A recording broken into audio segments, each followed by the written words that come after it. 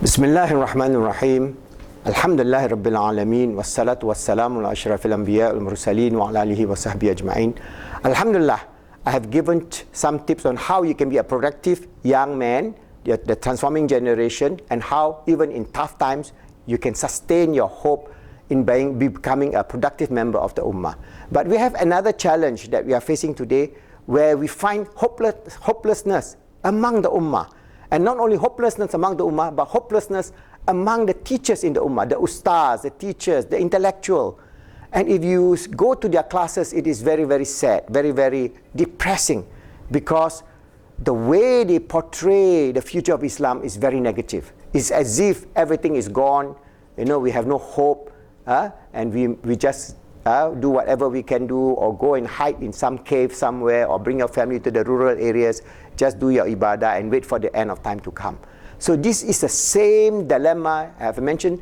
Individual level, we know you will face a problem, okay? So the same thing, our Ummah is like this also. Now our Ummah is we were in fact higher, we were the Ummah, we were the civilization for 800 years, then we went down, okay? So if you look at the chart of, say, assuming that I'm doing this journey of life chart to become achievers, I'm talking about, say, the Ummah.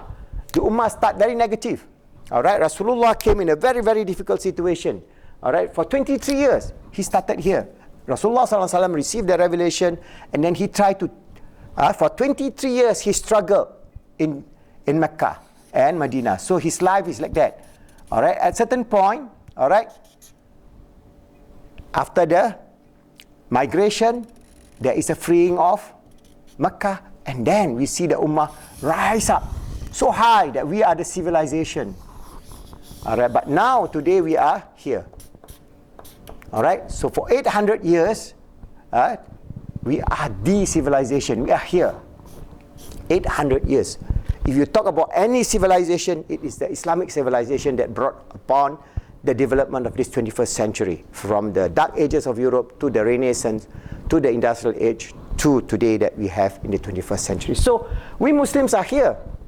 And because we are Muslims are here, we have a lot of ustaz saying, the world is going to end, so don't have to worry, don't bother, just take it easy. That is a destructive idea that can lead to kufur. Whoever says that, if they are not careful, they are teaching our younger generation to be hopeless. If we have no hope in this dunya that Allah has given us, then we are living a life in which we have no courage. If we have no courage, you are not a Muslim. How can you deny the mercy, the love, the grace of Allah in whatever circumstances? Yes, we are as an Ummah. This is the Ummah here. Ummatik. Ummah is in a doldrum. Our whole Ummah. So we have to rise up, become the transforming generation, the T-gen that I'm trying to bring about the idea, and then we raise up.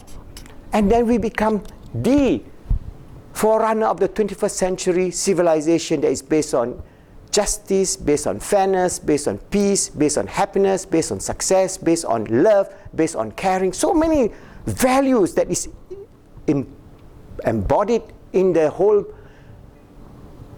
system of Islam. So basically, if we are going to change the situation, we must be able to correct first our teachers, our ustads, our ustazas. Please don't bring this idea that we have no hope. Because if you are bringing this idea to all our brothers and sisters, our young men, what hope would they have? Oh, my ustaz say we have no hope, so I also have no hope. So what is he going to do? Is he just going to laze around and wait until the end of time?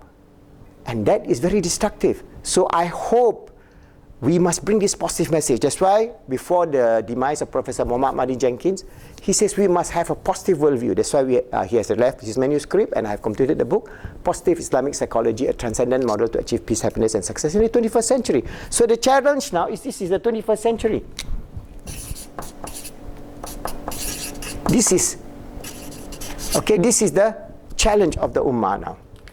So if we are going to come up, first and foremost, again, just like as an individual, we must have complete, I cannot emphasize more, we must have a complete trust in the wisdom of Allah subhanahu wa ta'ala.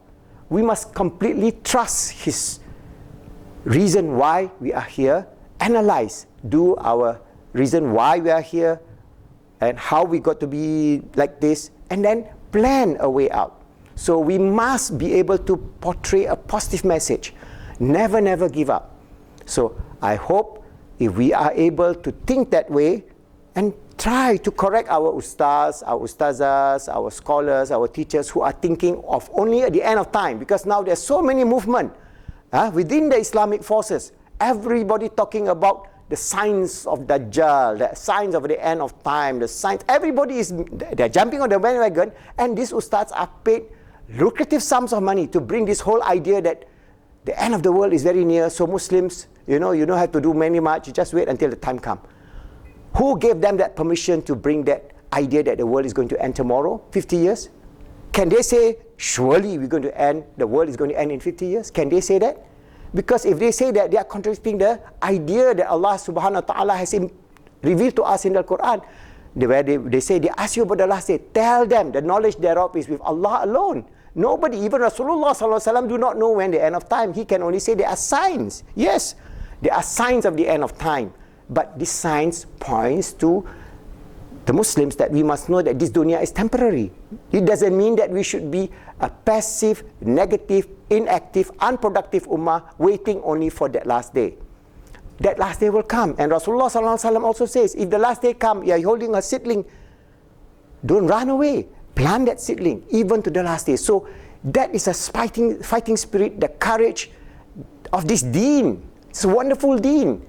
That we are not going to be negative, we are not going to be docile, we are not going to be hopeless, but we are going to strive and strive and strive to change our condition. Because Allah subhanahu wa ta'ala, as He mentioned in the Quran, Allah will not change the situation or the nasib of an ummah or a people unless they take upon themselves to change their situation. So we have to strive to put upon ourselves, we are going to change the situation, and inshallah we'll achieve great success in this world and the hereafter, relying on Allah. Remember, striving to be good, helping others to be good, and making the world good, and inshallah this ummah will rise and become a wonderful ummah in the 21st century.